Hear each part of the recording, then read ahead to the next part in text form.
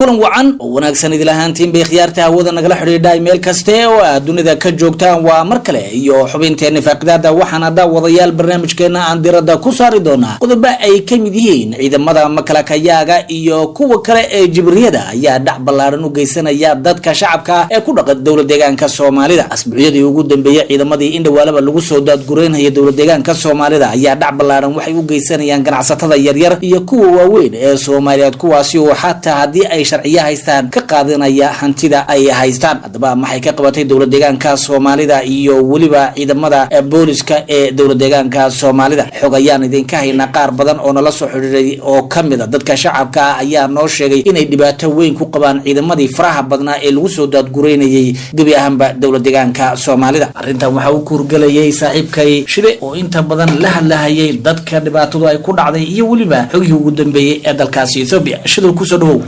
way saaxiibaad yaad baad u mahadsan tahay maxaa ugu dambeeyay dowlad deegaanka Soomaalida waxa ka taagan dhibaato aad u ballaaran oo ah ciidamada jibriga ama ciidamadan wadooyinka ee dowladda Ethiopia iyo kuwa militariga ee soo daabulay waayadii ugu dambeysayba ayaa guud ahaanba waxay dhibaato culus ku hayaan dadka deegaanka Soomaalida ayagoo awrar dilbay bahayd hadana ay dhac ugu darayaan oo hantidii deegaanka la boobay oo gabi ahaanba ganacsatadii ay qarka u saarayeen inay dukaamadooda xidhaan ganacsigooda ay joojiyaan dalkoodana ay iskaga baxaan sida socota si ma aha dadkani anfacaysa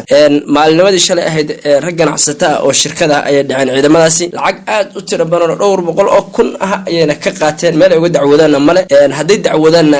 ayaga amarkooda iyo hadalkooda iyo dacwadooda ma shaqeynayso dowladda deegaanka Soomaalida mid ma awood u leh inay raggaasi lacagaha dhacday lacagaha intay kala wareegto ay bal dhalinyaradan waxay ku shaqeynayaan dib loo baaray ganacsigooda wuxuu ahaa ma sharci daro Ethiopia gudaheeda ka ah mise sharci ka ah haday sida dhalinyarada marka hantida laga dhaco raggii dhacay ay xoolaha ay keenayaan dowladda deegaanka Soomaalida qaybta canshuuraadka ay keenayaan ama qaybta dabagalka ay keenayaan ama dowladda deegaanka Soomaalida dacwad loo soo gudbiyay ay askarta halkaas ku qortay ilaa hantida saasayd dadkaas ka qaadeen keena dadka markii dib loo baar haday noqon dad sharci ku shaqeysanay oo deegaanka u dhashay oo muwaadiniin oo Ethiopia xoolada loo celin waxba ahaan dadkan meen cabsi iyo argagax mun ku jireen hase yeeshee hantidaas hadii la qaado meel loo dacwado male xafiiska ugu sareeyo madaxweynaha hadda dacwo geysta cid ka dhageysanaysa male waxa lagu leeyahay kuwaas sharci waxay qaadeen dowladda Ethiopia amaankiisa ilaalinayaan marka mid caqabada ee asaas ee dadkii gabi ahaan arrinta dee soo noqotay ee bariyahan deegaanka ku soo kordhay maxay iyada mid ku soo kordhay deegaanka waxa waaye waa lacagahan la dhacay iyo hantida la boobay in meel loo dacwado lahayn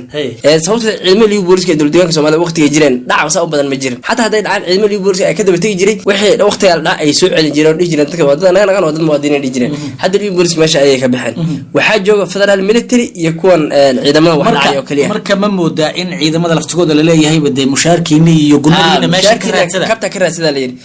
10,000 oo askar military la keenay meesha iyo kuwa finance oo dhacay booliska federal nooc walba leh ciidamadaasi mushaarkooda waa dadka Soomaalida ka qaataan waa qorshe loo dejiyay leeyahay hantidina Soomaalida ka soo booba dhulkaas aad ilaalinaysan xaggaas ay inoo soo diray askariga Ethiopia aad soo joogo wuxuu ku dacaysan in deegaanka Soomaalida la keeno sababtoo wuxuu ogahay wuxuu dhacay wuxuu diray cidna loo qabsayn uu taajiraya guriga dabaqyo dhisanaya maalin kasta lacag budiraya oo reerkiis u diray akoonno isku diraya oo guriga qabyo ka noqonaya meesha uu aad sabay deegaanada kale Ethiopia haduu hal shilin ruux saa u fiday qabiil noqonayso askariga kale u dhow madax ku dhufanayo marka xaaladda dowladda deegaanka Soomaalida mid saa waxa kale ayadoo markii hore ay xuquuq la'aan iyo matalaad la'aan jirtay ayaa haddana tan ugu darmay deegaanka Soomaalida waad mahadsan tahay sabab waxa lagu xabaalay waxbaal wadareed dadkii lagu laayay masaajidka Anwar iyo waliba sabab iyo waliba deegaano kale maxaa ugu dambeeyay masaajidka Anwar dadkii lagu xasuuqay maalinimadii Jimcaheed ayaa xabaal wadareed lagu sameeyay magaalada Addis Ababa ee caasimadda dalka Ethiopia ayadoo wali ay soo kordhayaan dhimashada oo markasta dhimasho hor la ay imanayso dadka dhaawacyada isbitaalada galay ayaa dhimanaya markasta dad koox la keenaya oo u dhintay dhaawac